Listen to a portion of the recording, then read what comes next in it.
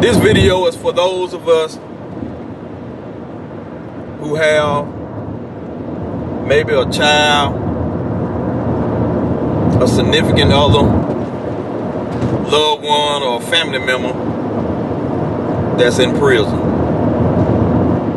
I wanted to make this video to share what I did, how I did my time, and how I know that the things I did during my time of incarceration has helped me to stay free. Because I got out in 1999 and I haven't been back. When I first got to prison, I pretty much did like everybody else. I fell into the system of things. When I first got to prison, I was smoking weed, drinking what we call down there julep, homemade whiskey. I was dialing up, paying officers to bring in what we call free world liquor. They were bringing in gin and Sprite bottles. We was, still getting drunk, smoking weed again, gambling. But fortunately, I woke up. Let me backtrack. When I was doing that, I also got caught up in the system of things because I stayed on the basketball court. Whichever sports were going on, that's all I was doing, because I was good. I was known in the camp for basketball. I was known in the camp for playing softball. I was known in the camp for playing football. I was an all-around sports person. So I had a reputation for my athletic ability, and I got caught up in the hype of things, of that popularity in prison. I stayed on the weight pile.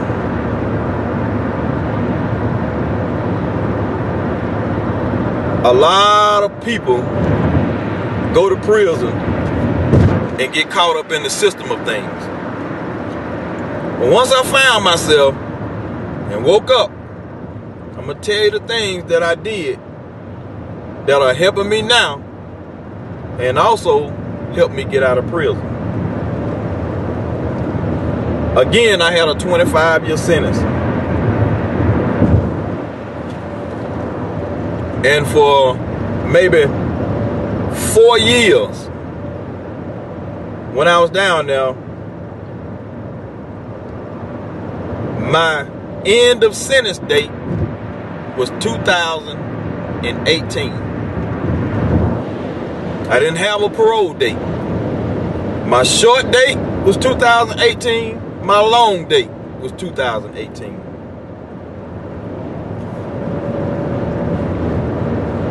I ended up getting a parole date that was set for 2010.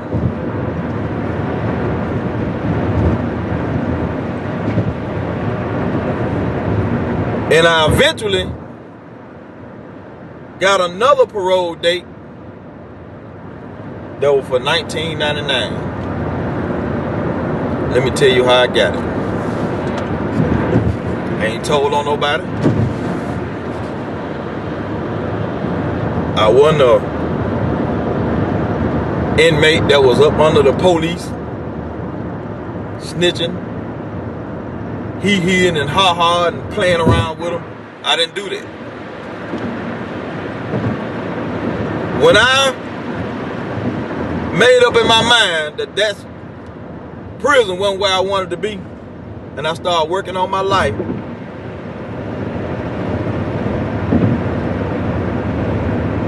and came away from my life being basketball when I was down there. My life being the weight power when I was down there. My life being softball and sports. And hanging out with the guys. Just like I was doing before I went to prison. Shooting dice. Playing dominoes and checkers all day. When you get off from your job, do that the rest of the night. Drinking coffee, eating soup, sitting around lying about what you did on the street. When I say getting caught up in the system of things, most guys get down there in prison and fall into that lifestyle, and they're not doing nothing to better themselves. They're not doing anything constructive with their time.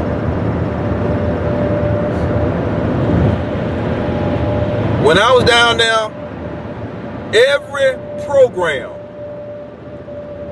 that Draper Correctional Facility offered, I attended it. I attended substance abuse program, SAP. Not only did I attend the substance abuse program, but I paid attention and I learned so much in that program. And I applied it to myself. I went in there just to get a piece of paper. I was in there to learn. I took Sexual Anonymous class. Had nothing to do with my case. But I learned a lot taking them Sexual Anonymous classes. I took up parenting classes. DAVIC, anger management programs. Every program that the prison had to offer, I took it. They didn't have to make me go through it. I volunteered to go through it. Any certificate that I could get to go in my file, I participated in that program to get those certificates in my file. Again, I was genuinely interested in changing my life.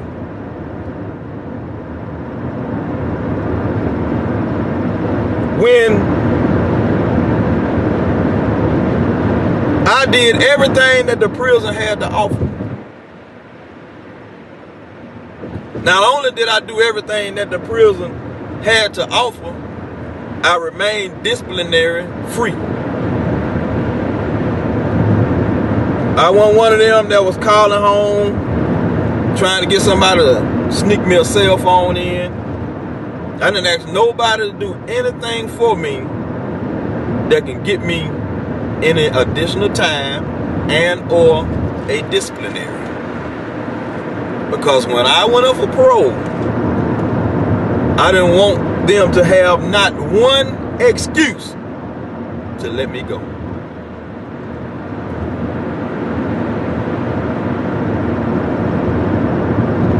I'm gonna jump around a little bit on this one. See, because you know the people who I seen during my time of incarceration, guess who the people I seen get out and come right back? I want you to listen to this well now. And this is just my evaluation. I'm not telling you this law, but I'm telling you what I seen. The people who were getting out coming right back were the people who mama was, and daddies and girlfriends and whoever was sneaking them tennis shoes in, sneaking them watches in, necklaces, sneaking cell phones in to them, helping them, listen to me well now, helping them keep that criminal mind to breaking rules, regulations, and laws. And my thing with that was, see, they kept them comfortable while they was in prison, I was uncomfortable when I was down there. I didn't want to feel comfortable down there. See, a lot of you are helping them stay in that criminal mind, and I'm gonna show you how. When you sneak them a cell phone in, because guess what? That's like trafficking. That's like smuggling. You keeping them in that mind frame of trying to beat the law. And then when they get out, because, see, they can call home and pitch an attitude. They can call home and cuss you out and say things that make you do stuff that you know you ain't got no business doing for them. And you with your soft heart trying to make it comfortable for them, help them do their time. I'm trying to keep them from getting in trouble. But think about, listen to what you just said. You trying to keep them from doing something down there to somebody, to keep them from getting in trouble with sneaking them a phone in that can get them what we call a free world charge.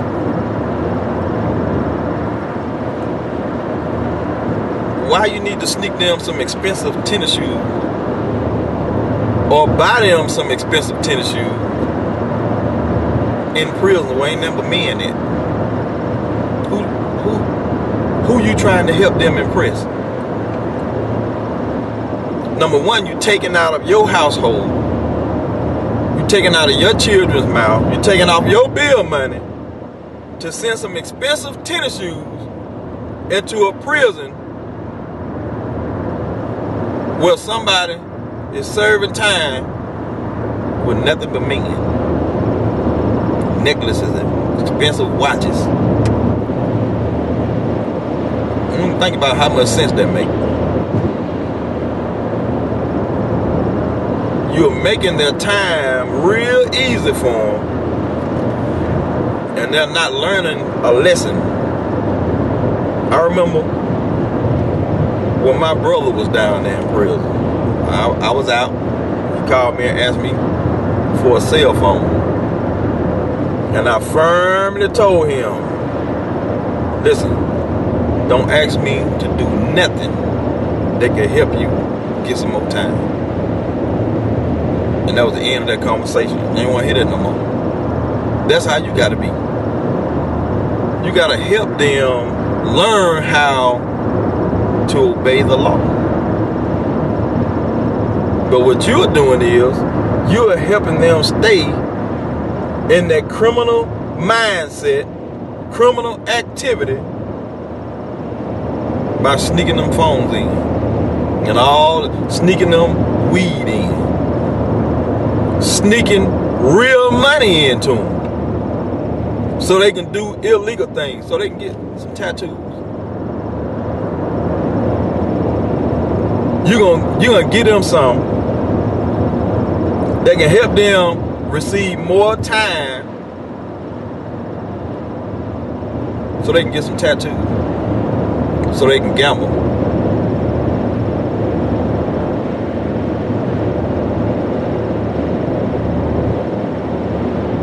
Why you'll do that? And get what? They gonna bring that. When you help them like that, they bring that same mentality home because they ain't learned that. They come home, they have not learned how to do without. That's one of the greatest lessons I learned when I was down there, and that was how to do without. I learned I wasn't gonna die if I ain't have a pocket full of money. I learned I wasn't gonna die if I ain't have the latest pair of tennis shoes that came out. I learned I wasn't gonna die if I ain't have me a gold chain. I learned I wasn't gonna die if I ain't have things. I learned how to do without. But y'all won't let them do their time. Why make it comfortable for them to be in prison? Then when they come home again, I said, and they jump back out here selling weed, selling crack, selling this, selling that, and then the first thing you're gonna say, You done went down there and did all that time and you ain't learned nothing. You ain't help them learn that. You were helping them. You assisted them in their criminal mindset. You didn't allow them to come out of that because you assisted them in it. And now you're wondering why when they come home, they still think like that. See, you got to help them. Help themselves. You got to quit being an enabler. And see, when they come home, guess what? When they can't get them latest tennis shoes, after they cuss you out, talk crazy to you, put all type of pressure on you to get it, because they ain't learned how to do it out, guess what? It make it that much easier for them to jump back out there in them streets to get what they ain't learned how to do without. I want you to think about that. So why are you helping them stay in that criminal mindset and criminal activity? You need to be encouraging them to do something what they like. Go through programs. Everything that the prison have to offer that they can get, you need to be encouraging them to get it. Because they pretty much, 9 times out of 10, they down there, they done got caught up in the system of things. They down there gambling, shooting dice, playing parlay boards, betting on prison basketball games, football games, and softball games. And all that money that they putting pressure on you to send down there, they buying items off the store to pay for some tattoos. Guess what else I did when I was down there? I learned how to be considerate of other people's money. So that's why I'm out here now. I'm not taking advantage of people who offer me things.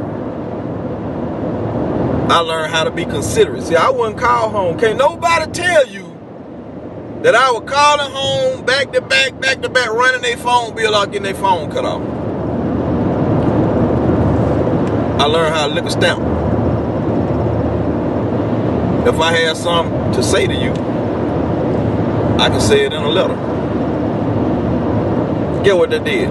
Helped me with my reading, my comprehension, and worked on my writing.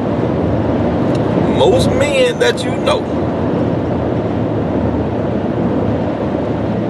need work and help in all those levels that's in prison. But you won't let them.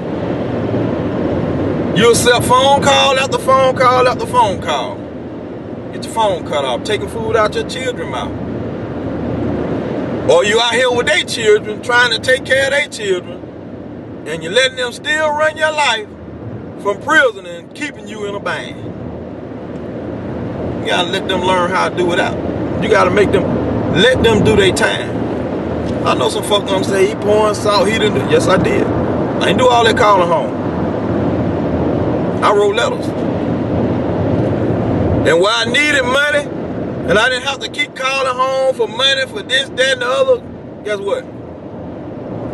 By me staying out of trouble, end up in an honor dorm, and at the camp that I was at, they had a ceramic craft shop, they had a wood craft shop, and they had a leather craft shop. And in order for you to get in one of those shops where you can produce your own money, you had to stay out of trouble. But a lot of y'all ain't gonna let them stay out of trouble because you're gonna get them caught with them cell phones. You're gonna help them get caught with them illegal tennis shoes. You're gonna help them get caught with free world money now. All that stuff that you helping them sneak in is help keeping them in criminal mindset and literally helping them stay in prison. So I got in the ceramic shop. I was making lamps, vases, figurines, and I had a good friend whose name was Lillian Somerville, who was coming down there to see me. She bring my child down there. She was selling them for me. I mailed them home, and she would sell them for me, so I would generate money for myself. I wasn't having to call home and ask nobody for $40, $50. I need to catch the store. I need some soap. I need this. I need that. So I wasn't drawing on people. I learned how to rely on my talent.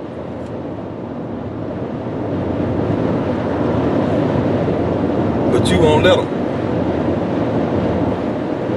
You won't let them do their time. You won't let them learn the benefits of following rules and regulations. And again, when they come home with that same mindset, same attitude, you be the first person to say, I just don't understand.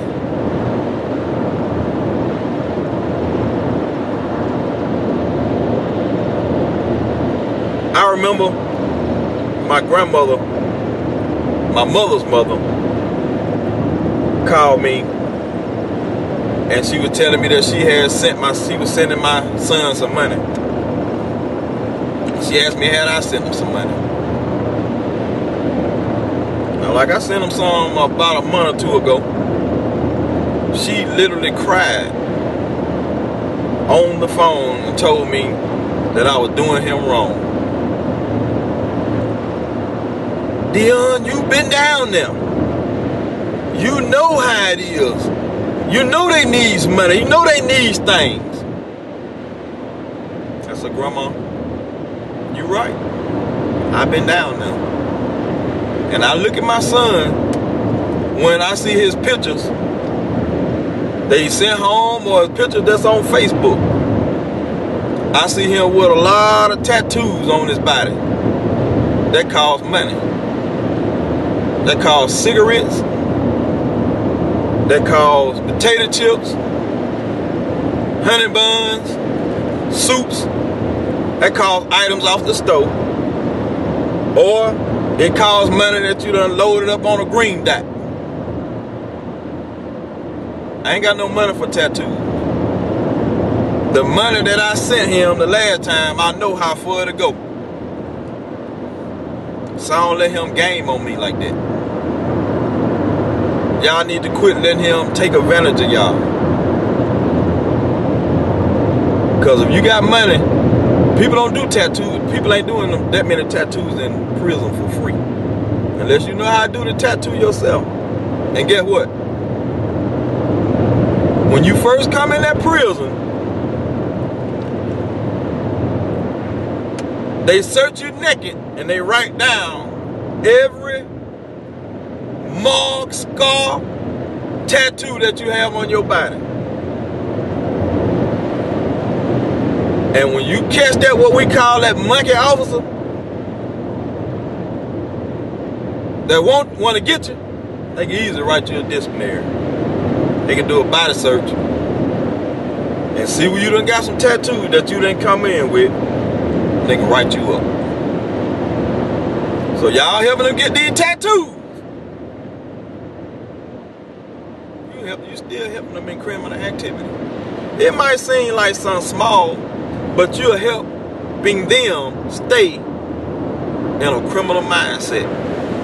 And you wonder why when they come home, they thinking has not changed. Or if their thinking has changed somewhat, how it's so easy for them to go back to their old lifestyle. Now, of course, when I was down there, spirituality played a big role in my getting myself together. I don't go too far over into that because my relationship with God and what I choose to believe is personal. That's my personal relationship with God. So I just use the word spirituality. And I encourage you to encourage them to get some spirituality in their life. I'm not going to tell you what particular religion or way of life to tell them to go to. Get some spirituality in their life. Instead of sitting down on them beds, playing dominoes, cards, and checkers when they get off their job, caught up into the basketball and all the other stuff that's going on in the camp, sitting around telling lies all night. Need to sit down and read some books.